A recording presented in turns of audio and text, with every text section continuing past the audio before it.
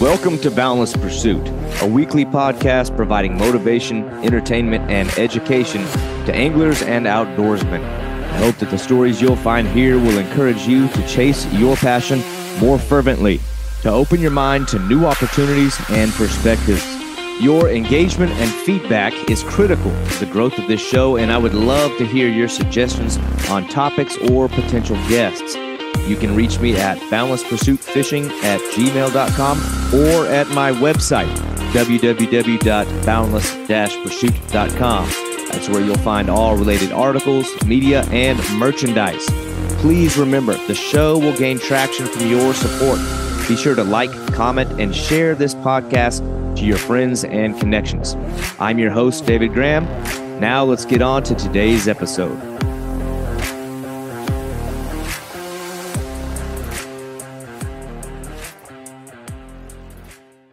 You know, there's probably never been more nationwide hysteria around the introduction of an animal than what we saw with the snakehead in the early 2000s. And the northern snakehead burst onto the scene and spawned some of the most ridiculous headlines of all time. And there were even sci-fi horror flicks inspired by the air-breathing, dry land walking fish from hell. But here we are more than 2 decades later. The dust has settled and the snakehead is here to stay. And there is a massive growing interest in their pursuit by anglers. And today's guest is among them. Justin Woodrum of Virginia is always down for a good fight, and the snakehead has got him all wrapped up. And Justin fishes the tidal marshes of Virginia, where there is a stronghold of this unique new fishing quarry, and he is catching some really freaking big ones. This is a fish that strikes with bad intentions, waking on a surface plug or a frog with unparalleled tenacity. And Justin was kind enough to join this podcast to talk about some of the challenges that this fish presents as a unique angling target and as a fish that has just got a very steep hill to climb to gain acceptance. This is Virginia snakehead angler Justin Woodrum. Anywho, all right, Justin, glad I got you on here. I knew when I started this podcast thing, like I want to deep dive into this snakehead thing. Already did an episode on bullseye snakeheads. But I knew that I wanted to do the northern snakehead because that's kind of like the one here in our country. Like the bullseye snakehead's cool, but the northern snakehead's the one that like got the national media attention, and you catch like really, really big ones. So, dude, I got to know about these freaking snakeheads. You were out earlier today, weren't you? Yeah, I had a couple hours to kill before the podcast, so I figure, let me go oil the machine and see if I can't go out there and make something happen. And just walking the bank, and there's a snakehead right up on the bank. Early spring, tossed a frog and didn't even hesitate. So that was really cool. Oh, nice. So you got him from the bank. I know I've seen you out there on that like big John boat you got. Yeah, and I think I get a little bit spoiled sometimes, unfortunately, because I got that boat and it opened up so much water and so many more opportunities of places that people don't usually get to target and access to. So when I only have a couple hours and I do go to the bank, it's not as exciting, but in this different sense it is, because, it's a different approach, different obstacles, and, you have a little bit more of a time crunch. So it's just different. I don't get as excited as I used to about it because that's all I used to do. Yeah. But it is cool to go out there for a couple hours and make it happen. I wouldn't think y'all have as much like access from the bank anyway. Like those are much like wilder looking waters. I mean, in South Florida, like I guess the contrast, that'll probably be a theme during this conversation because I'm a Florida guy. I'm used to the bullseye snakeheads. Where it's just like you have miles of nice, like manicured grass to walk. But like there's everything's so wild. I wouldn't think you even have as much opportunities to even take a stab at the fish to begin with. Well, and that's another issue is the places that you can fish from shore are the probably most pressured waters that you can fish in Virginia. There's a lot of pressure down in South Florida, but I wanted to say the East Coast, but that's definitely not the case. But definitely in like the DC metropolitan area, the places that you're fishing from shore are just, it's all day, all night. People are hammering them, which is, it's tough, but it makes you a little bit more proud when you do connect at the same time. Well, I guess that also kind of speaks to the growing popularity of the fish, and we'll get into that. But I know you mentioned it's early spring, this and that. Y'all's scene's a little different because you have seasons, whereas with us we can pretty much chase the fish just about all year round. What is the season for a snakehead in Virginia? Like I don't know, like when does it really begin to pick up there? So, I mean, it's really weather dependent. So, we have warm winters. There's people that do catch them in, let's say, December. If we get a week of warm spell where it's 70 degrees out, but for the most part, it's late February if it's warm. March is when it really starts taking off, and well into, I would say, November is about when it shuts down, like that towards the end of November. People really aren't catching them in December, January, February when it's 30 degrees outside. I mean, they're mud, they're hunkered down. It's not happening for the most part. I mean, people will catch them. I don't want to say, but if you're going to go out there and you're thinking you're going to have a 20 fish day in December, I mean, it's just not going to happen. So I don't know. I guess when it comes to any conversation about like a snakehead is not without its controversy or skeptics. So it's like I always got to go back to the beginning with somebody who because with you in particular, like when I scroll down your Instagram page, it becomes like immediately clear that you're like deeply you're in deep on this snakehead thing. Like they've got you all, they've got you snake bit. Like you're all in it. But then I look at somebody like you, I'm like, where did that start? I mean, when did you start getting interest in snakeheads? How did that begin? So for me, it's a little bit interesting because, I mean, I'm 24 years old, and I would say snakeheads have probably only been around in our waters about that long. So I kind of grew with them and grew up with that whole sensation. These fish got to go. Mm-hmm. So my initial inclination growing up was like, okay, yeah, these fish got to go. And so when I first started targeting them, I was like everybody and their mothers at the time. We're out there with bows. We're trying to shoot them. We're trying the days. We're trying to shoot them at night. And, I did that for like 3 years. And you know what? I never shot a single snakehead. Never shot a single one. In fact, I probably only saw 2. And after all that time, I probably did that for like 3 years, never seeing or shooting one. I saw a ton of blue cats. And then I started putting 2 and 2 together. And I'm like, these fish are so bad, like everybody's saying. Why aren't I seeing any? I'm going to every creek in our river and I can't see one. That's a little bit, it got me thinking a little bit, maybe this isn't what it's made out to be. Yeah. I think that from there, I started taking out a little John boat with a motor. I mean, I'm just thinking like at some point you end up catching one on a rod and reel. Was that on purpose or was it like an accidental catch? I mean, I kind of made it a mission of mine. Like I need to catch one of these. Like I can't shoot them. I'm not seeing any. So I need to take a different approach. So a couple buddies of mine, Jim and Bryson, we got out on a John boat, electric motor, 12-volt battery. We just hit it hard. And still for probably another 3 to 4 years, we never caught one or saw one.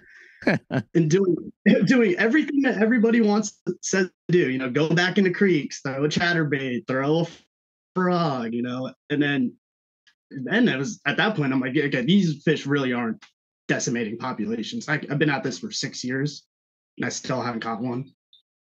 Yeah, that's funny. Maybe it's not what it's meant to be.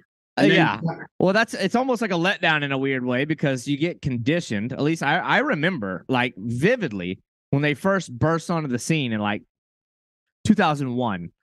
Gosh, how old was I then? 13? I was fishing at the time. I was just getting into it. And I remember when they started talking about these snakeheads all in the news. They can walk on dry land. They can jump over levees. Yeah, they're attacking people, biting people that are swimming. They reproduce, out of control and eat everything in their path. I'm like, Jesus, these things are bad news. These things are terrible. So then when I finally got the chance to go chase one, I was like, yeah, they got to go. I was thinking these things are going to just murder my lure. If I get anywhere near one, it's going to just demolish whatever I threw. And I was so surprised how, I mean, a lot of it's because I don't know what the hell I was doing trying to catch them. But they just I very quickly like dispelled this idea that they're these bloodthirsty killers that are easy to catch, that are just going to eat everything in their path. Because I struggled, I couldn't catch them. I could hardly draw a bite, and then when I did draw the bite, especially with the northern snakeheads, I feel like them more so than the bullseyes. Like, and some of this is I'm a shitty topwater fisherman. I just get missing on the bites, but like I don't know, their bites like doesn't have the same follow through. Like I could, like they kept missing the lures. Like they would hit like 3 feet behind the lure. Yeah, and sometimes I think they're a little bit finicky and special sometimes, and yeah, but, yeah, they're very skittish from what I've seen, and like you said, people made it like you get within them, they're gonna come charge your boat, and that's how they were made out to be. Like they're gonna try and poke holes, eat your boat, or eat your dog, but I'm over here fishing for them or trying to when I first started. It's what I see is a snakehead, like maybe 40 yards away, and I shuffle a little bit in my boat and then it's gone. Yeah. I mean, that's not bloodthirsty, ravaging, decimating populations to me. I mean, that seems like a little bit. No, I've seen the same thing. It's like but, that's just my experience. Yeah, I've noticed the same thing. And our bullseye snakeheads are kind of the same way. It's like if you see them, it's too late, and they're scared, they're skittish, they're easily spooked. You can't really get the jump on them. You almost have to make a long cast because they're afraid of everything.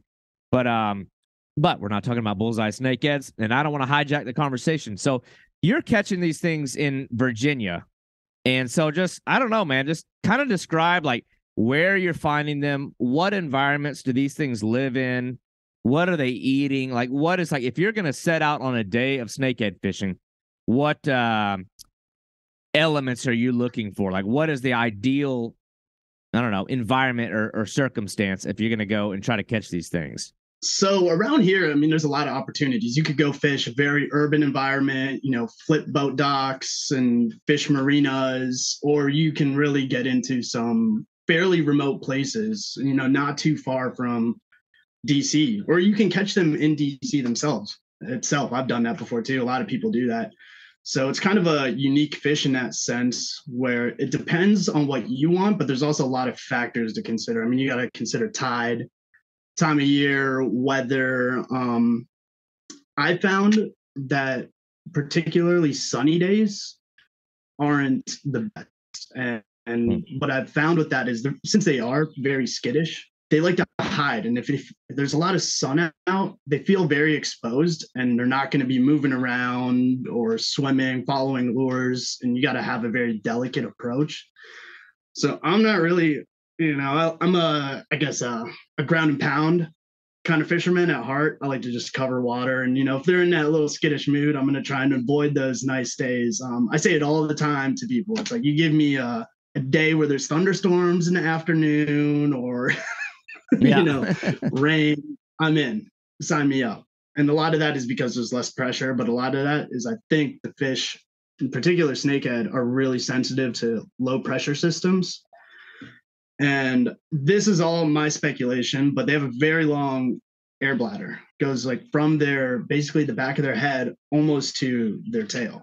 And so the barometric pressure is, they're very sensitive to it. So okay, that's interesting. I think that kind of makes sense for a lot of those, I don't know, ambush style predators. Mm-hmm. And correct me if I'm wrong. Like this is a type of fish that like it wants to be near or in or around like heavy cover, heavy vegetation, right? Is that true or? Yeah, and they don't want to be out in the open. Like if you're, a lot of bass, you can catch them out in the middle of a creek mouth or something. I mean, and you can do that with snakeheads, but for the most part, they want to be in the grass, in the hydrilla, around logs, something. Because they're ambush predators, not out there crushing shad balls or any of that nonsense. So, I mean, it is a very delicate fishing, but if you can find a low pressure system, I find that they do rise to the surface a little bit because I think they're a little bit more sensitive to it.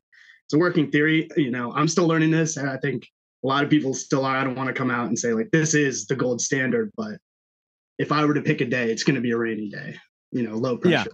system kind of day. And what does tide have to do with that? Because that side of it's a little weird. I remember, experiencing some of that when I came up to Virginia to try it for myself. It's like it seemed like a lot of things hinged upon the tide.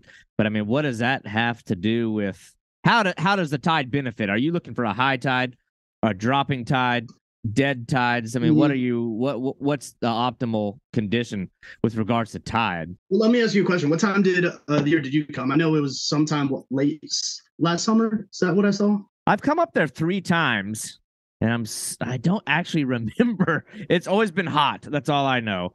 Like the middle of the summer. But I know that I fished with Josh Dolan and Grant Alvis, and both of them were pretty convinced that a dropping tide or a low tide is what you want. Has that been your observation too? Yeah, and I tend to agree with that. I think, depending on the year or time of year, I should say. I know that's my observation too. I think the fish do like to get, since they're ambush predators, when the tide is high, they're going back into all the emergent vegetation. They're in stuff that you can't really fish. And you can hear them in the pads or deep in the spatter dock, like 50 yards back from the creek. And, you hear them popping, you hear them and stuff, but there's nothing you can do about it until that tide starts coming out. And it pushes all the fish out from all that vegetation and gross stuff that you're just unable to fish.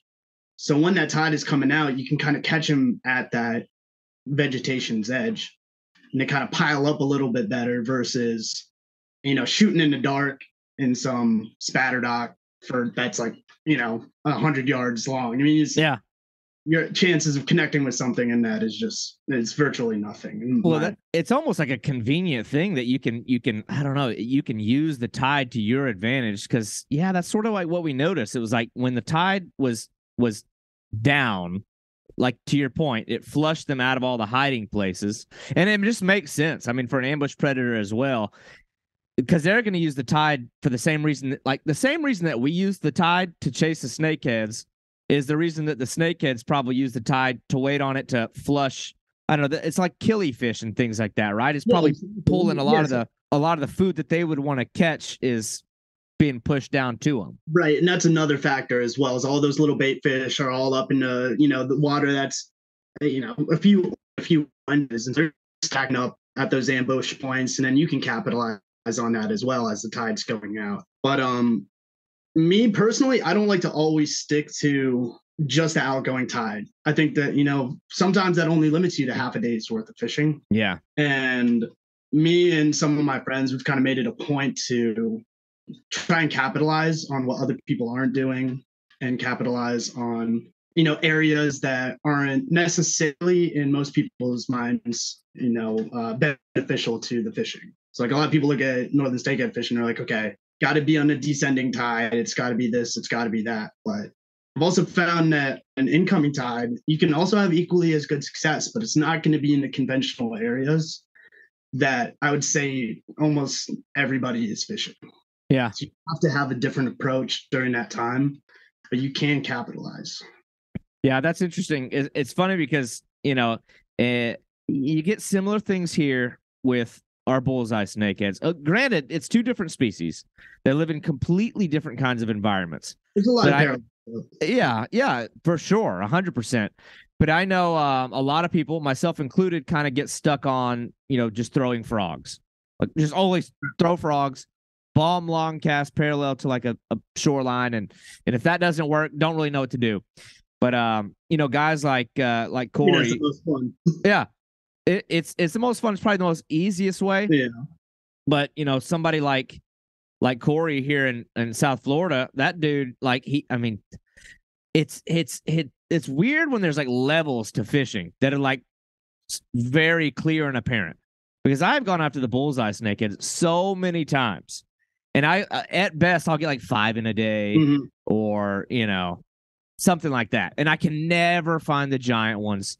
Whereas this guy will go out and catch 40 in a day, 30 in a day, multiple over 10 pounds. Yeah. But he's not throwing a lot of frogs. He's fishing sometimes like 15 feet of water, flipping and like jigging like you would for a bass. So he uses a lot of techniques that somebody like me, if the frog doesn't work, I just kind of give up. But yeah, I think you're right. You have to sort of adapt as an angler. I think the fish adapt to the fishermen. The fish with the pressure and stuff. So it's like you have to start doing something different. But I agree with what you're saying 100%. Yeah, and I've noticed that. I mean, we have just so many different kinds of pressure. And I think the general consensus is go to the backs of the creeks, fish the shallow water, do X, Y, and Z back there, throw a frog, do this. But, you also have all those fishermen doing the same thing. You have bow fishing pressure. You have guides that are going out there and doing all the same things. So I try to make it a point that, if someone says, okay, in this creek, go to the very back, I'm going to do the opposite. What you're doing. I'm going to go to, maybe it's because I'm stubborn and hard-headed, but that's just who I am. I'm going to go to a flat. I'm going to go to a cove all the way where, no one would think to fish. And where I find a lot of fish, a lot of unpressured fish that are willing to commit and commit hard. And that's where really I find most of my success, in the unconventional places. I think that snakeheads are becoming more stagnant, more pressure, that they are going to be found in places that they haven't necessarily been in years past. And I'm noticing that trend year after year as I keep fishing for them, interestingly enough. Well, I think people are going to have to start doing something beyond just throwing a frog, especially because this is like a fish that has gone crazy with popularity in just the last 10 years, probably more than any other species I can think of, at least with regards to freshwater. They have exploded onto the scene to where there's big groups online and just I don't know, there's some diehard snakehead fishing groups. So I think it's just, I don't know, man, the pressure is going to demand that people start doing things differently.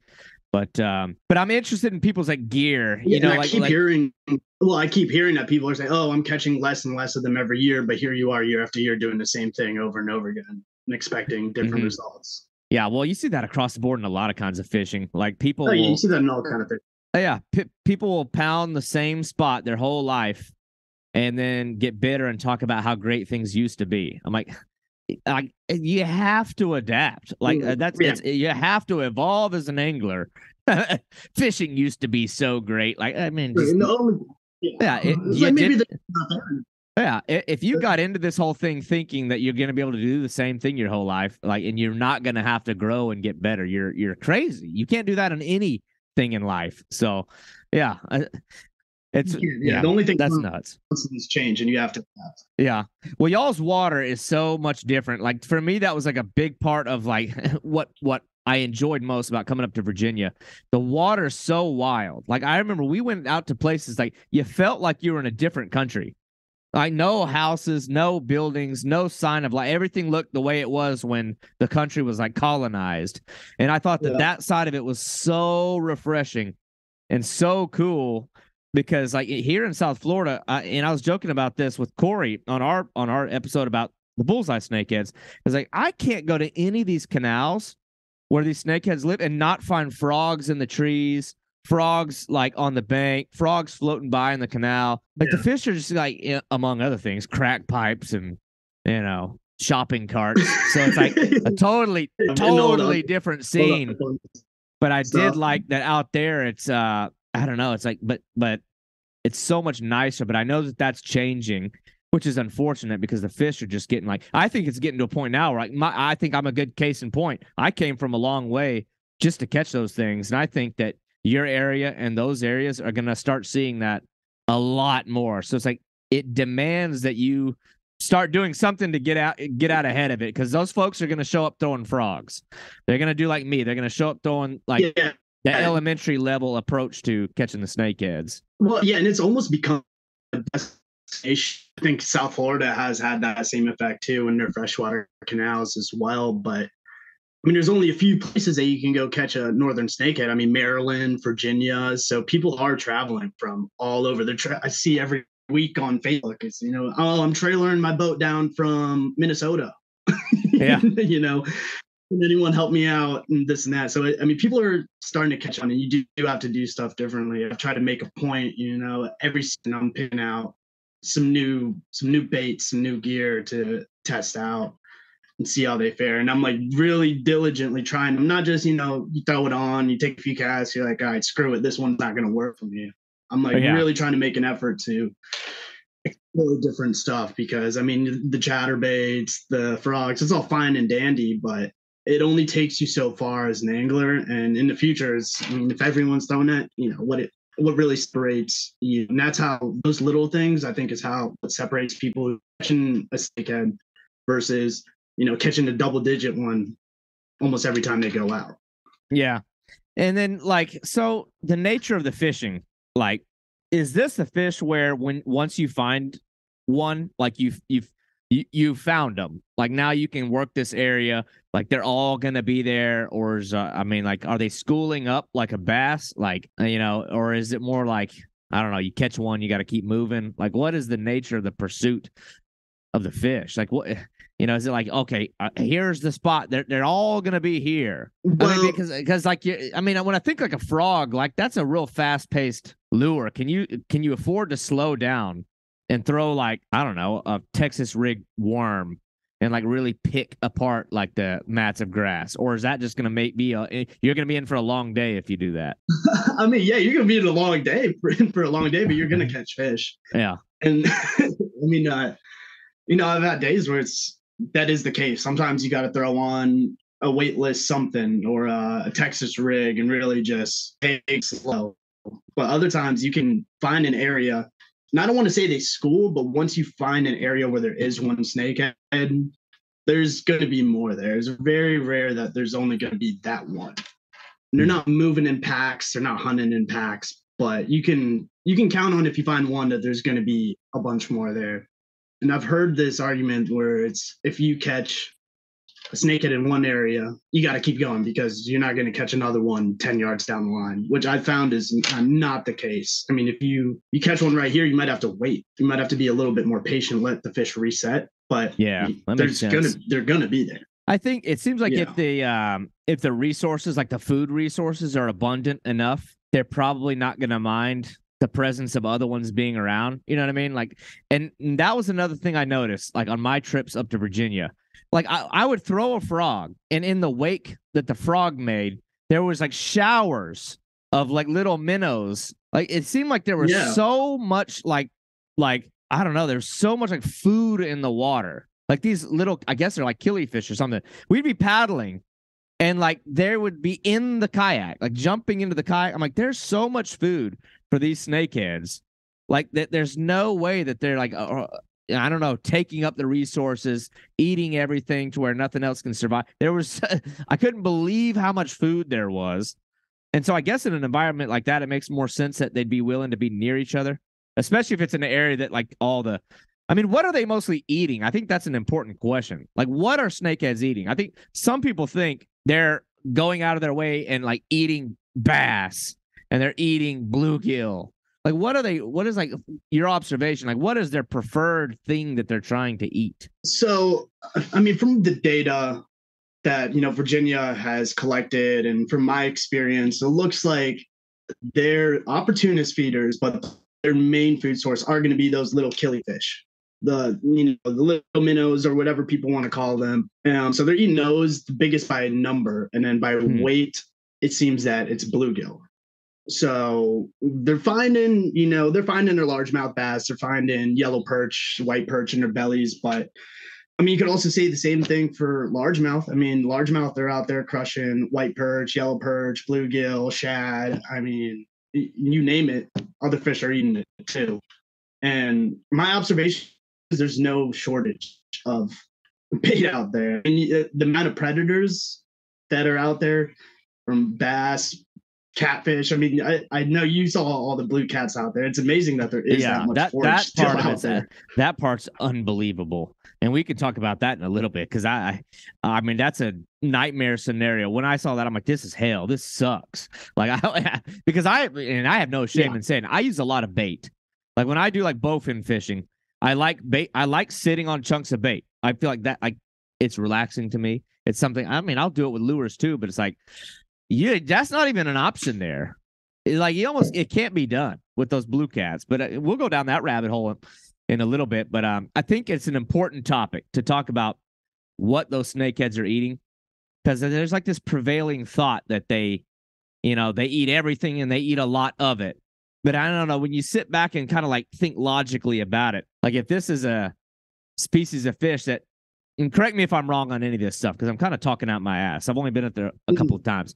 But no. Yeah, I'll jump in, but you're on the right track. I think that they're similar enough to a bowfin, just like not necessarily in their behaviors, but like what they prefer environmentally, like that they spend like more of the season in shallow weeds, whereas the bass spend, maybe early spring up in there for spawning reasons. But it doesn't seem like there's a lot of crossover between the amount of time that bass are spending in the same area as a snakehead. It's like, I think that they exist in passing, right. But I don't think they're overlapping each other for a long period of time, if I'm not wrong. So it's like, I don't think they're that, and like the resource, like again, this is anecdotal. Like there was so much food in the water. They're not even competing. They're sharing a very abundant and small resource of bluegill, white perch at best, and then those killifish. Yeah. I'm like, man, like you can drop another couple of predators in here, and I just don't think that the resource of food's going to get depleted in any way, shape, or form. But I don't know, the idea that. Go ahead. I tend to agree with you. I mean, I think, and this is, I'm no scientist. I don't want to claim again to be the voice of the snakehead fishing, but I think, in my observation, is that they found a little bit of their own niche in the ecosystem that wasn't preoccupied by something else. Like, yes, like you said, I mean, they have a little bit of a crossover in the spring with bass spawning, but even then, the bass are spawning, in 5 to 10, maybe a little bit deeper water. But by that point, the snakeheads are already in a foot of water. So they're already past that point. If they're not in a foot of water, they're looking to find that 1 to 2 feet of water. So they're already past the bass at that point. And then midsummer, when the water temperature is 90 degrees, I mean, you're finding a lot of bass, but the majority of them aren't in a foot or 2 foot of water. Yeah, and the other interesting thing is, I don't know, the northern snakehead's one that, like, they're so, like, they have the eye appeal. It's such a badass looking fish. So cool. Yeah, so like I wanted to like learn more about them, but like I was reading some real interesting things about the fish. And again, these case studies, you never know. Like some people make a study because they have an agenda or need to prove themselves right, or they need funding from government agencies, and so it's like they kind of tailor the results of the studies based on I don't know, other things. But one that I read, I don't remember who it was by, it's very interesting. It was saying that basically, like, when a northern snakehead, like, first, like, I don't know, gets introduced or finds its way into a new area that it hadn't been before, they sort of like proliferate quickly. They like explode onto the scene. Then it's like it plateaus and then takes a sharp decline, because it's like our native fish, I don't know, like once they adapt to the presence of them, they overcome them. And it makes sense, because when I think about, like, as badass as a snakehead looks and behaves, it seems to me like a largemouth bass is just a way more like efficient predator. They'll travel in schools. They'll move into deeper water, into shallow water. They're like, I don't know, they seem like a more well-rounded, more versatile. Yeah. And so I was reading that the largemouth and the snakeheads aren't really spawning congruently. Like, it's not at the same time. So if it's offset, it was, I was reading, and this makes a lot of sense based on the first time that I went there. It was saying that the largemouth figured out very quickly that they can overwhelm, the male and the female that are on the fry ball. Like, if they just bomb in there, they just overwhelm them, and they're eating the hell out of the snakehead fry. And so the first year that I came up there and did it, we kept catching bass. I'm like, shit, I didn't come all the way up here to go bass fishing. And some of these bass kept spitting up snakehead fry. I'm like, this totally, like, isn't that amazing? Yeah, this blows the narrative out of the water. These bass are kicking the shit out of these snakeheads. I'm like, that's interesting. And so I'm thinking, like, between the bass and the blue catfish, and I don't know, maybe a little bit the gar, like other things like that, it's like I don't know, it's like nature's way of like keeping the balance or keeping them contained. But I thought that was so interesting to see, and I mean, you're there all the year, so I'm just kind of curious, like what you've seen. Yeah, and I think a lot of the times, well, I think like you said, I mean, these fish, the native fish, they don't know what to do with these snakeheads for the first, maybe 7-10 years that they're in the population. But once they figure out, okay, these fry are bright orange, bright yellow, they're coming to the surface every 30 seconds for a breath of air. I mean, that's like a beacon for eat me in the fish world. And then they don't have any fins in a sense that, like a white perch, you hold a white perch and that thing's like a knife, man. That shit's dangerous. A yellow perch, that thing, you hold it wrong, it might cut you pretty. That's not appealing to a largemouth bass or a blue cat necessarily, but you have a little snakehead fry that doesn't have any sharp dorsal fins or really any way of protecting itself. I mean, that's just, they'll slurp those things down all day. Even up into they bass, a little grow maybe like 12 inches in a year. But that first year, I mean, they're super vulnerable to everything. Birds, mostly other fish, but even birds get into the mix of that as well. I mean, that first year being a snakehead is not pretty. So, but after that first year, I mean, as with any other fish, once you get over, 12 inches, it's hard for, anything else to touch you. Making it to that year mark and past the 12 inches, I would say is very tough for those little guys. Yeah. Well, I think that also kind of like speaks to what we mentioned earlier. Like it behooves you to stay proactive in your pursuit of the snakehead. Like, don't be like, this is my go-to spot. Your go-to spot's going to suck in 5 years. Like you need to continue to like, it's almost like you'd almost want to be, I don't know, depending on how like deeply entrenched in the snakehead thing is. I would be out there looking for areas that don't necessarily even have them yet, but like have a high potential of getting them soon. And like, you want to be there when the real big blooms happen. But it's interesting. It's like, it seems like the population maybe isn't necessarily growing. It's just moving. But I don't know. It's way different than what we see here because our bullseyes are so contained. They're contained by environmental factors like temperature thresholds. Right. Like it's either too cold, it's too hot. They can't get over certain levees. They can't get past the dams. They can't get past the pump station. Everything's been like, it's just not the natural environment that they live in down here. It's just they're like really like they got one spot and they ain't moving. But up there, I don't know. It's like it shifts around. There's way more factors for them to have to contend with. Yeah, and a lot of people are moving them too. But I mean, for the most part, they're just moving on their own. They're moving down rivers into the Chesapeake Bay and into other rivers and creeks that they weren't in years past. And something me and my friend Bryson do is, we get on we snoop on Facebook and see, what new creeks have people caught them in. And then, we have a little bit of a list going and I can't say all the creeks on it, but, it's like, we know that like 2 or 3 have been caught in this creek or this lake as of, let's say, 2022. So, okay, we'll set a little bit of a reminder, 5 years from now, 6 years from now, playing the long game a little bit. Like that's when the population peaks. Okay, that's where we need to be there. We need to make a point to get there. We find out, okay, we look back in the archives and we find out in this river that they've been there for about 8 years now. It's like, okay, we got to go there. We got to go there because that's when the population's peaked.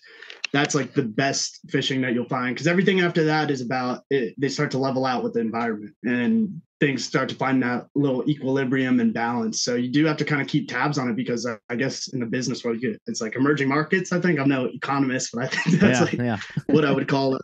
Some of these rivers that are getting populated with snakeheads and newly. So I try to keep tabs on all that information too and create a little bit of a list of places to keep an eye out of. Now, and I don't know, maybe I'm getting ahead of myself. I know you said you've, really only been chasing them for a certain period of time, so maybe you can't speak to this side of it. But on the flip side, have you noticed any like impact? I wouldn't say measurable because it's not like you're out there taking like, I don't know, specimen samples or, anything like that. But have you seen that like if the snakeheads are really heavy populated in an area that there's no bass? Or like, have you, what I'm trying to get at is, have you noticed they're having like a negative impact on other, more popular native species, or has it impacted, like, if you wanted to go out and go bass fishing right now, do you think that you would be hampered by the presence of the snakeheads at all? And, I think that's a tough question because in Virginia, where I fish, I don't think that's an issue. I haven't ran into that issue. I don't know other people that have ran into that issue. And that's for the tidal rivers and for lakes. But I mean, that's not to say that they might find themselves in, a cypress swamp and they might decimate everything. I mean, and there's always that risk. I mean, there's not going to be a one size fit all. Just because it works for Virginia or in the Chesapeake Bay means it's going to work for North Carolina or some other place of that nature, and I think that's something that people should consider and take seriously. I mean, we got it pretty good over here, but let's not push it. Let's not, reintroduce them into other areas and make it worse for those environments, because it could be sensitive for some places. We just don't know right now. I mean, all the data and all the science, it's only 20 years old effectively. I mean, that's not a whole lot of time. I mean, that's a millisecond in the grand scheme of things. So yeah, I think it should be taken seriously, although I haven't really seen that myself. Yeah. Now, you've mentioned a couple of times people moving them. Has that been like an issue up there? Like, are there people that are taking these things and intentionally like stocking their own little ponds? And like, I don't know, you mentioned enough times that I'm like, what is he? Have y'all had problems with people doing that? I mean, there are people that will. I mean, sometimes people got to drive 2 hours to go get to waters that even have snakeheads, where they got a lake right down the road. So, or a community pond, and so they're bringing them, catching a few, and then bringing them over to the ponds and bringing them over to the lakes. And so that's how you find a lot of these lakes that are in the mountains. I mean, they got snakeheads. Yeah. It was like, how do people think that happened? I mean, it's my guess that people are moving them. That's sad. I mean, I don't know. I get where people like, they love the fish. It's a lot of fun. But I don't know. We get similar things here in Florida, like a lot. I mean, our ecosystem's been so jacked up. People are taking fish, moving them all over the place. I fished with a guy last year that mentioned doing it. He himself was like, "Oh," I was like, "He's like, I've actually got a couple in the pond down the road from my house." Like, the guy lives over here in Fort Myers. I'm like, dude, like, don't. I mean, I love catching the snakeheads here, but it's like, let's not get stupid with it. Like, you're the one that's going to ruin it for everybody. Like, when we start playing little games, like, I am all for promoting them as a worthy fish to go chase, because at some point, and this is always a good conversation to have, because you're going to have people who are going to, say, what the hell are you doing? Like, why are you promoting this non-native fish? And maybe I would wonder, you probably get it a lot more. Yeah, you get it a lot more than I do, I'm sure. Here in Florida, everybody's already accepted that, people are very accepting of the non-native fish here. It's just part of the fishing culture.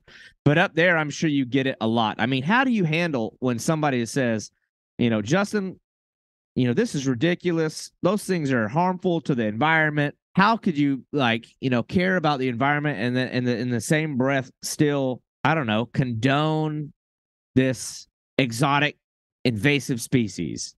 Like, what the hell are you doing? Yeah, I mean, and it's complicated. I get it. I've been on the other side of the fence, so I know kind of how to cross that bridge with people and try to bring them over. But it's hard. People don't want to be swayed that their opinion is wrong, as with life. I mean, that's just how people operate, Oh, yeah.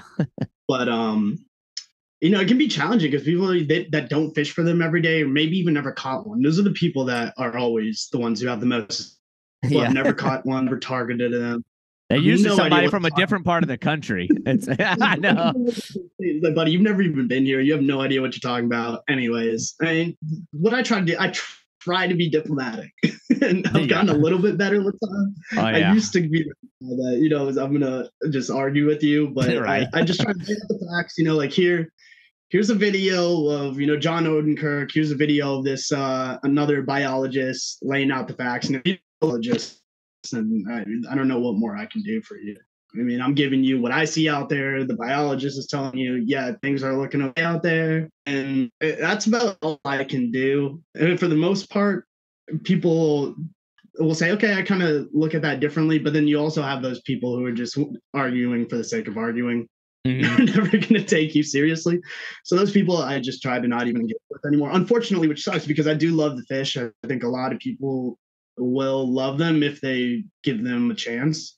So I try to be patient with them, but sometimes it's difficult. And I'm sure there's some people who are like, "Oh, I hate bowfin. We got to kill all of the bowfin." Or which, how do you feel about that? Because it's a similar situation. I mean, you see people go out there and dead bowfin in the tank. It's like, buddy, those have been around since the dinosaurs. What are we doing, man? Right. That at least I feel like I don't know. I feel like that has like shifted over time. I've been chasing bowfin since I was 13. I'm 36 now. And I don't know, dude. I remember as far as that goes, like I remember when it was hard to find somebody that was going to be accepting of them. Now, I feel like most people are okay with a bowfin. That's at least changed.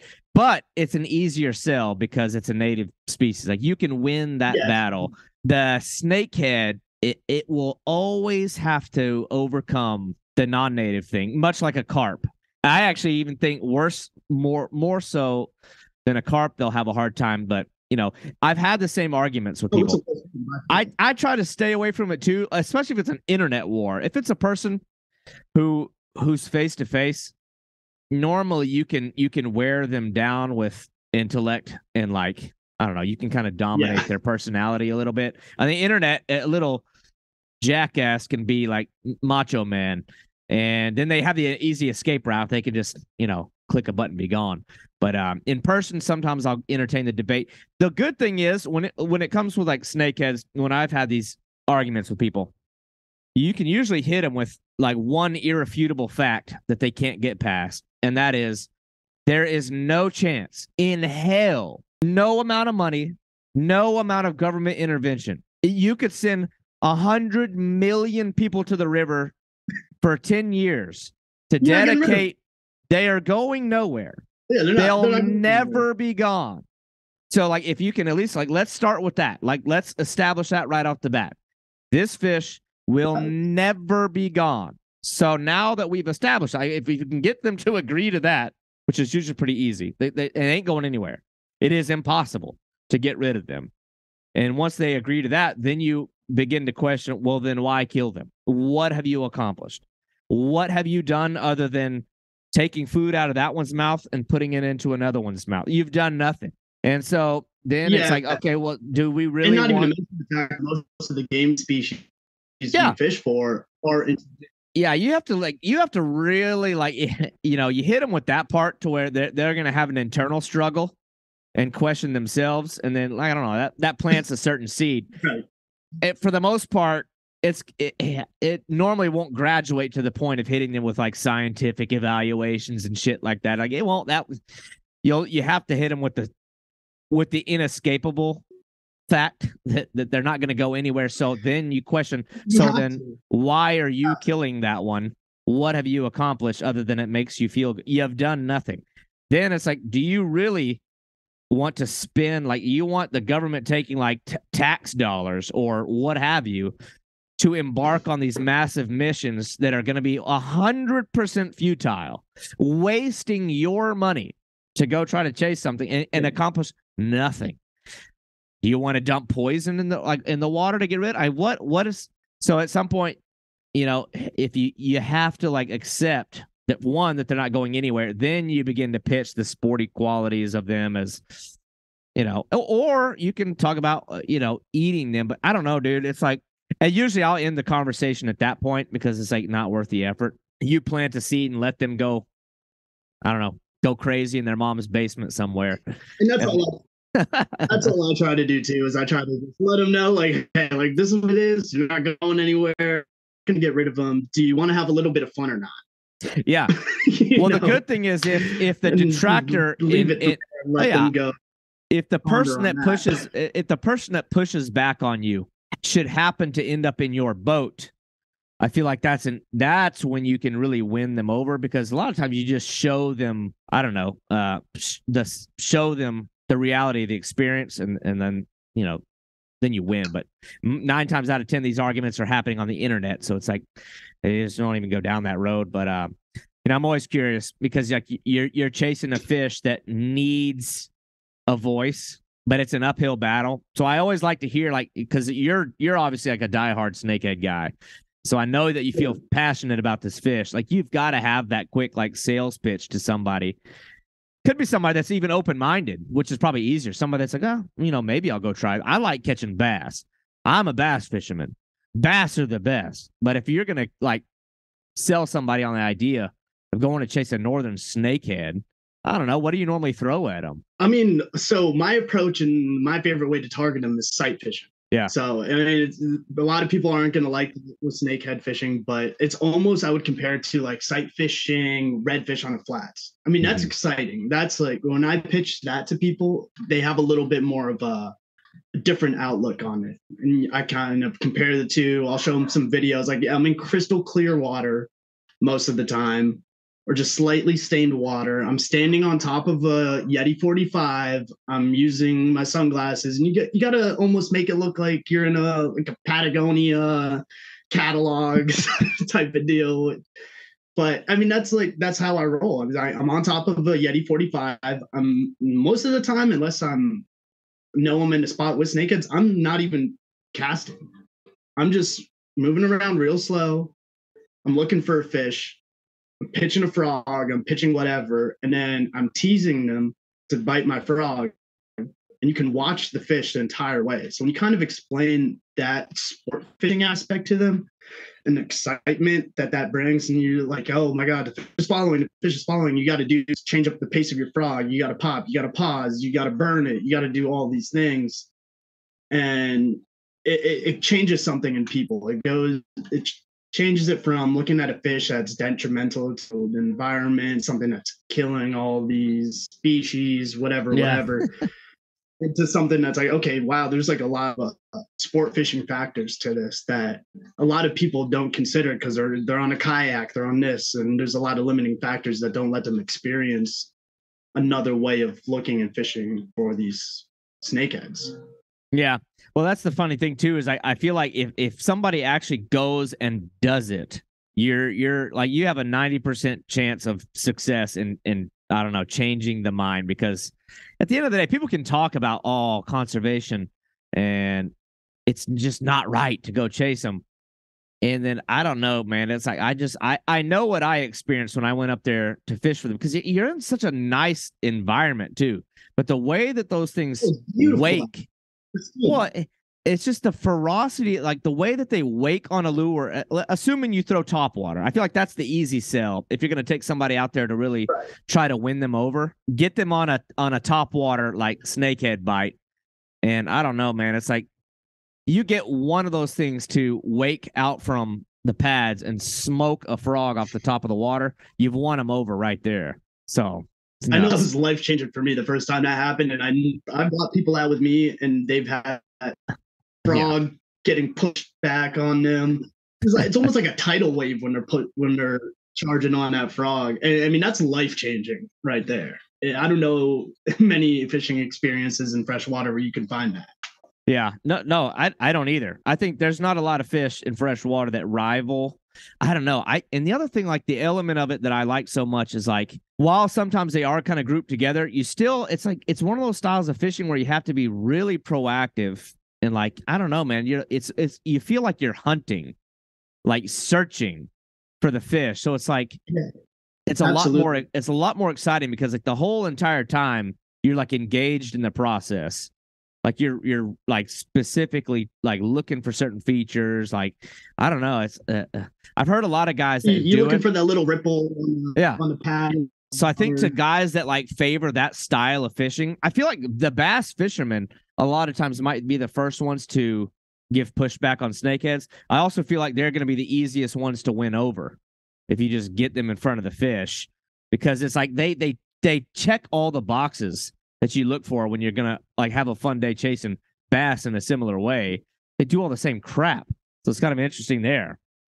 But honestly, I've fished with a lot of guys that are almost exclusively bass fishermen, and I brought them out with me. And there's an adventure aspect to it that a lot of people tend to forget. I mean, haven't really been around for a long time, so in a sense, you're like a pioneer of the fish. So you got to go out there and figure out what's working. You know, you can't go on YouTube all the time and be like, okay, so this condition and that happens. What should I throw? Where should I target? And that's not on YouTube. You do that for bass. you search the same things, and then you're going to have like 1,000 YouTube videos trying to help you out. But there's none of that for Snakehead. So you kind of pitch that idea to people too. And they're like, oh, shoot, like I'm like I got to figure this out on my own. I got to think for myself. This is kind of crazy. It's kind of cool. I like that you mentioned that. I've had a couple of guys on here talking about totally different species. Like it's always those obscure fish for me that have like interest me more than, and I love to go bass fishing all the same. I chase, popular sport fish the exact same way, but it's funny you mentioned that. That's always been kind of where my interest lies in a lot of these different species of fish, is that there's such a lack of information resources online. You can't just get on there and like research how to do it. You have to go figure it out for yourself. Whereas like with a largemouth bass, I mean, it's information overload. Like, how do I catch a largemouth bass in 45 degrees of, water and yada, yada, yada. There's like a billion types of like, sources of tips and techniques and products and things that you can use. Whereas other stuff's like you're going to have to get out there and figure it out. Yeah. And, to me, maybe it's the stubbornness in me again, but I like going out there. I like figuring it out for myself. Mm-hmm. I'm not one to like necessarily ask for help. Hey, where the fish biting? What are you using? And even with Snakehead, you're not going to find a whole lot about that. I mean, you're going to find the general consensus again. It's like, yeah, I was throwing frogs and they were biting. But it's like, that's not working today. So you can't go on Reddit and find 1,000 threads of what you would do for the conditions that you're given that day. You just got to go out. You got to look at your tackle box. You got to think critically and be like, what would I do? And on that front is where you start catching those big fish. So somebody like you, just to kind of dive a little more into the how-tos or the approach side of it, because we can talk about the why you shoulds all day long, and I think the Snakehead needs that. It needs people that have been there, done it, speaking on their behalf. Because I don't know, man, they were put into such a deep hole during those Frankenfish days that it's going to take them ages to climb out of it. They may never climb all the way out of it. Yep. I think I think having a name like Snakehead in America probably doesn't help, because people put a lot behind a name. Unfortunately, people are scared of snakes. Yeah, unfortunately, I think you're right. Yeah, people are spooky and spooked out and freaked out by the idea of a snake anyway. But to talk about the actual catching of the fish, somebody like you who goes out, let's say in your boat, I don't know, I think we've already established, you're looking for heavy vegetation. Maybe you favor overcast conditions or low light conditions. I don't know, a dropping tide, a low tide. If you have, I don't know, let's say 4 rods in your boat, 5 rods in your boat, how is each one kind of like, what does your gear look like? Like the line class, are you running braid?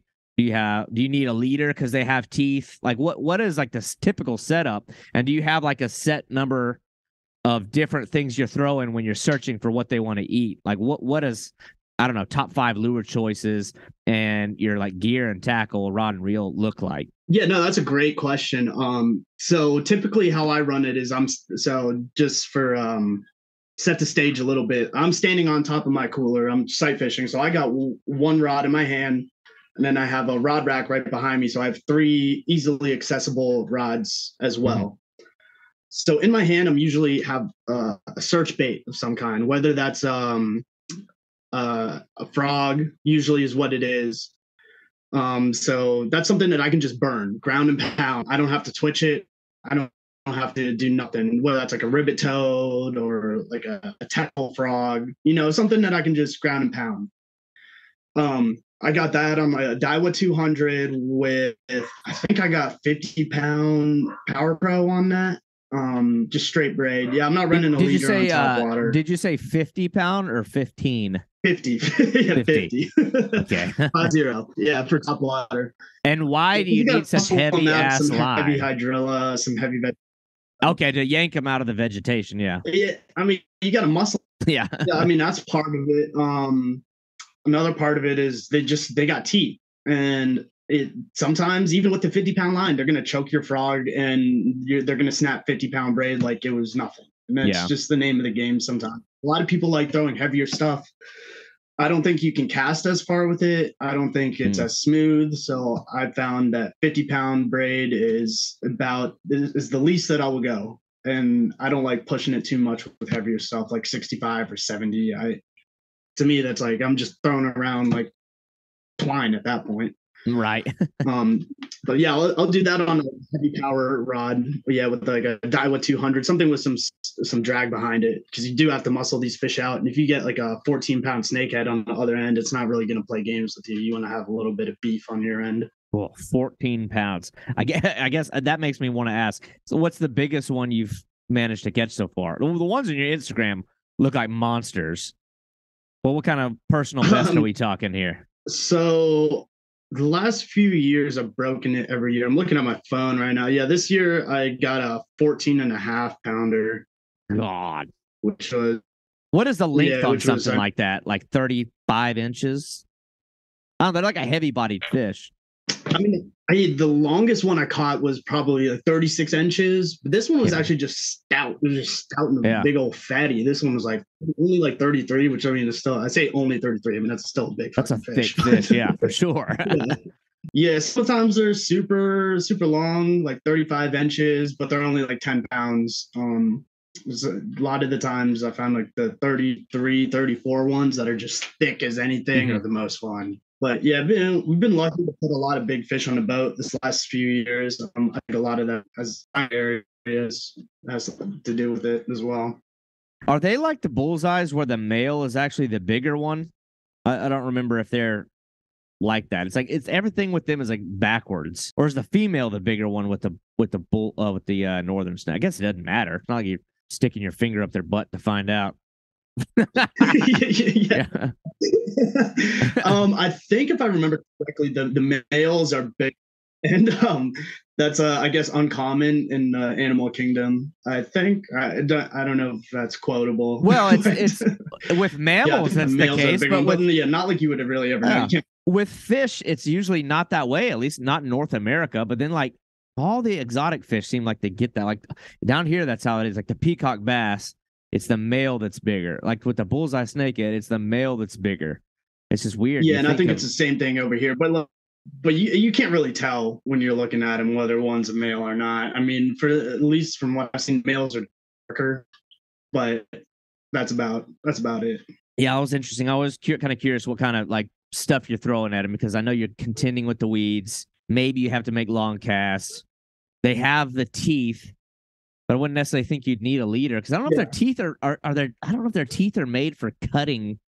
But then you see those images of them biting chunks out of stuff. So I don't really know. It's a crazy thing. So I throw a leader, and a lot of people hate that I throw a leader. I always get a lot of kickback on that for subsurface lures, whether that's spinnerbaits, chatterbaits, anything subsurface. I'm throwing a leader on that. I think for me, it's just a confidence thing as well as a pressure thing. I think as more pressure is imposed upon these fish, you have to give yourself those little edges that are going to set you apart. Like what kind of leader? Like fluorocarbon? Like what are you putting on there? Yeah, I'm throwing 25-pound fluorocarbon. It's a little bit heavier, but I find that it's, I don't like pushing it on big fish.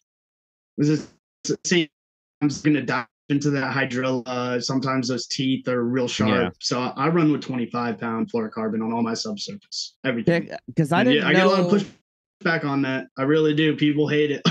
They're like, oh, you just I don't know. I don't understand.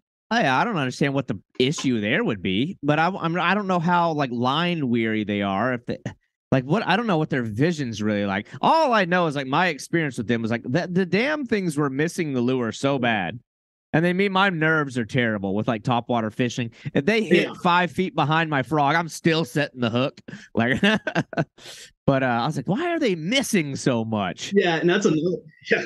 But I think their vision it's not great, but for me, I think the fluorocarbon, if anything, is just confidence and just something small to set you apart from every other fisherman that's going out to specifically target snakehead. If they're seeing braid and chatterbaits all day, I'm gonna throw something a little bit different. Well, I do similar with bowfin, and bowfin have horrible eyesight. Well, at least I don't know if their eyesight's bad or if they just don't care. They don't give a damn what your line looks like. I find that they just don't freaking care. Man. Yeah, I think they just don't give a crap. But I also know their teeth aren't like, I hear people say, I use steel leaders. I'm like, that is so unnecessary. And that's only going to result in more but they have teeth similar. But what I do with bowfin, and I don't know, I think I do actually the same thing with our bullseye snakeheads. I'll use a leader. It's the same thing. It's just added confidence of like 150-pound braided line. So it's just thicker braid. People are like, why are you using 150-pound line? I'm like, I'm just adding a little bit of extra something, in the off chance their teeth shear the line a little bit. But it's interesting. I don't think their teeth are really made for cutting so much as, I don't know, holding, or they're like peg-like teeth. But anyway. Yeah, it's not for cutting, but they're sharp. And they will cut your line undoubtedly. And sometimes the smaller ones are the ones that are going to cut your line the most, because those teeth are they're primed up, they're ready. The older they get, the more dull the teeth get. And find those little ones, man, they'll take your dog, and then it's like a 2-pound fish just broke you off. Well, this is all like an opinion-based type of question, so you can kind of go wherever you want with it. But I'm always curious, like, where do you think that these fish are headed? Like, do they stand a chance in ever like garnering acceptance? I wouldn't say like they're never going to be 100% accepted, I don't think, but you think we're ever going to see a day where they're considered something to go chase, like by and large, as, I don't know, like, do you think they're going to garner acceptance? Like, where do you think that this perception of these fish is headed? Is it going somewhere? Is it moving in a positive direction? I think right now, if they stay contained where they are, we can move in a positive direction. But I think if they keep proliferating into other places and new environments that they're not used to, we're going to have the same kind of perception that we had in the early 2000s, where it's frankenfish all over again, but in the cypress swamps of North Carolina. Mm-hmm. And I think unfortunately, it's probably going to take a long time for them to get a little bit of a positive reaction from the public, just for that reason, because they're going to keep proliferating to other areas of the country. Yeah. And it's going to shock people, and then it's going to take another 15 years to like gain their confidence back. But I think at some point there will be a little bit of a shift in narrative. When that point is, I hope it's next week, but realistically, it's probably going to be a while down the road. Unfortunately, I just think they have such a large hill or mountain, I guess you could say, to climb. Unfortunately, from where they were, it just got such a bad rap that I don't think is deserved. But that's just my opinion. I think the rest of the country probably feels a little bit differently, where they don't have snakeheads, and all they see is the perception of them online, unfortunately. So until people can really start experiencing them for themselves, I think that it's going to be tough. Yeah, I agree with that. I don't think they're anywhere near a point where, at least not nationally, they'll be accepted like that.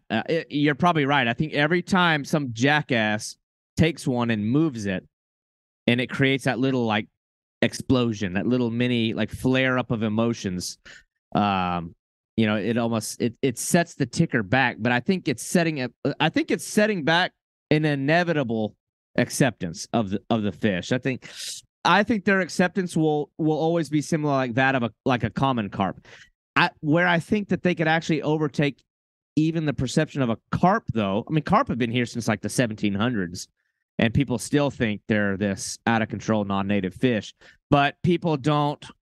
That the typical angler is not trying to catch carp because it's like a bait. It's a sucker-faced fish that you catch using baits. Whereas this is like one, not a wow factor to it. Yeah, it's not one of those fish you can go out and throw lures at. That's like a little bit of an easier sell, but I don't know, man. It's like, that's an interesting one. It'll be fun to watch how that unfolds. I just feel like in your area, like in Virginia and Maryland and some of those areas, like they're like a microcosm for what everything else will eventually be. It's like you see the initial shock, but these groups that are growing and growing and growing and growing, I think it just speaks to what it's going to be like everywhere else. I've heard about them showing up in some parts in Arkansas, some of them in the Carolinas. Some of them have showed up in the Carolinas and then disappeared.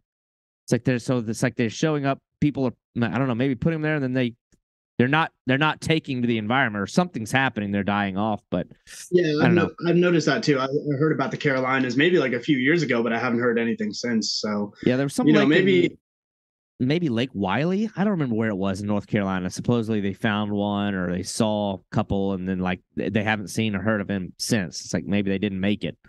But anyway. yeah, maybe not. But, I mean, I know communities that snakeheads currently are. I mean, there's a growing love for them. There's a lot of people who hated them 10 years ago, who love the hell out of them now. And so places that they are established, I mean, there's a big growing popularity of them, which I like to see. I mean, there's a lot more pressure on the water, but Yeah.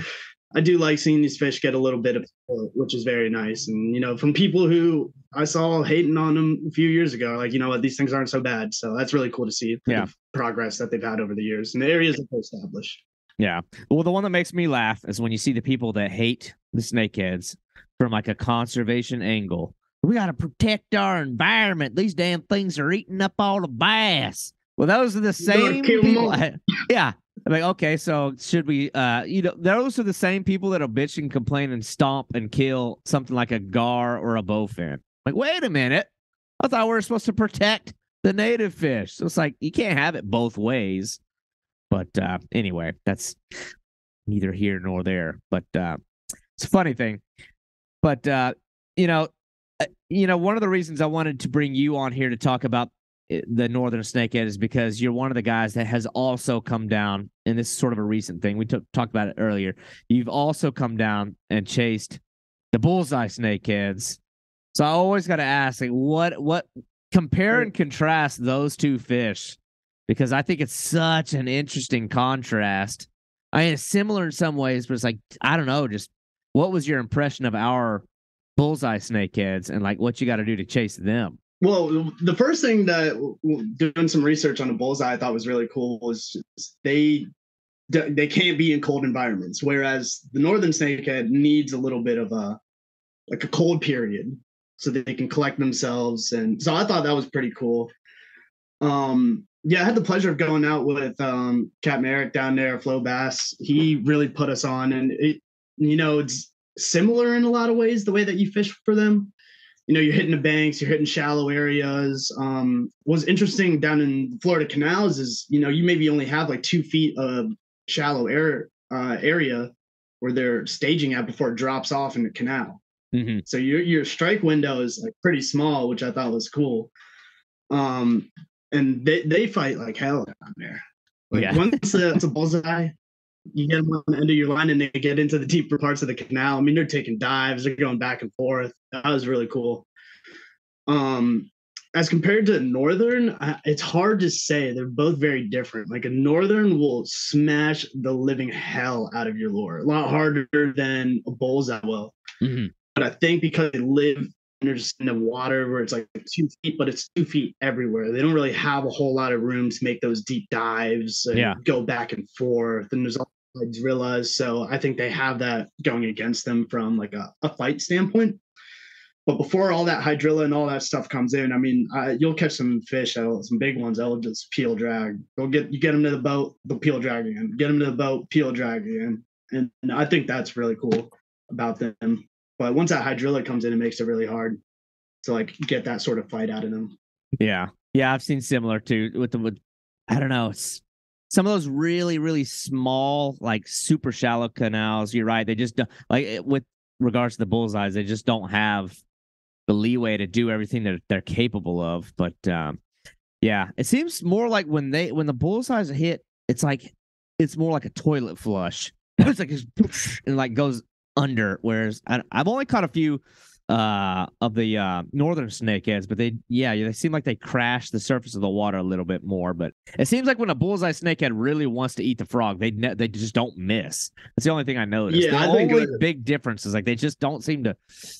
I mean, I was missing those freaking northern snakehead like crazy, but the bullseyes, when they want it, it's going to die. But anyway, unless it's a small one, then they just bite the legs off your frogs. Yeah, when they want a lure, I mean, it's unbelievable the extent they'll go to get that lure. I mean, there's like a tidal wave sometimes behind your frog, and then when they crush it right at your feet, I mean, they're spraying water in the boat. oh, your pants are all, all wet because you peed yourself, Yeah. and you got the fish splash water on you. I mean, it's a great time. They really, when they want it, they really want it bad, and I love that about the Northerns. I mean, you can't get that out of a largemouth bass. Yeah. I don't know, man. I think that has probably been one of the fish that I've tried to like encourage other guys that I talk to, like the guys that I talk to real consistently that are always like traveling around the country chasing different fish. I'm always trying to push them like, dude, you've got to go after these northern snakeheads. Like it's such a unique, I don't know, man. Like, and I've struggled to catch them almost every time I've gone, but like that's been some of the funnest stuff. The trips that I've come up there to do that have been as fun or more fun than some like the real big targets that I've gone after around the country. Like I think if I was up there where you're at, I'd probably be like you. I'd just be chasing them damn snakeheads all the time. I'd end up not fishing for much else. But I don't know. I just think. Yeah, I mean, the adrenaline factor is that there's just nothing really quite like it around here. And the areas that the fish will take you to are just some of the remotest parts of the state. I think that's what I really enjoyed. Yeah, that's what I really enjoyed. Like this last time I was out there with Grant and with Josh, there's like bald eagles flying around. Like there's like these big cliffs at this one place we were at. I'm like, this is so awesome. Yeah. Like I'm so used, I love it here in Florida. But seeing all the development and all like, everything south of Lake Okeechobee is just canals and water management systems and just nothing looks natural anymore. So it's like every time I go somewhere that looks natural, I always love it. So like, man, them freaking northern snakeheads, I can't get enough of that. I love our bullseye snakeheads. I think there's a fun element behind the grunge in the pursuit of them. I don't know. It's just like a kind of a fun edge to chasing them that you're like parking behind. It's a little grimy sometimes. Yeah, you're like dodging crackheads and like parking behind McDonald's to go chase them. Yeah, there's like I don't know, the guerrilla warfare element of it is kind of cool to a point, but I'm definitely much more into, I'm much more into a situation where I can look up and see like white-tailed deer and eagles over, an iguana and a crackhead. So, and not see another fisherman all day. That's pretty cool. So yeah, you're gonna see all kinds of you gotta people. make it down again this summer. Yeah, it's freaking cool. But at the same time, I don't know. We've talked a lot about it. We've discussed 14 pounders and in the scenery and some of the fish that you catch. But let's say anybody who is interested in seeing what we've been talking about, where can they go to find you on, I don't know, social media, anywhere, things where they can go to see the stuff that you're doing?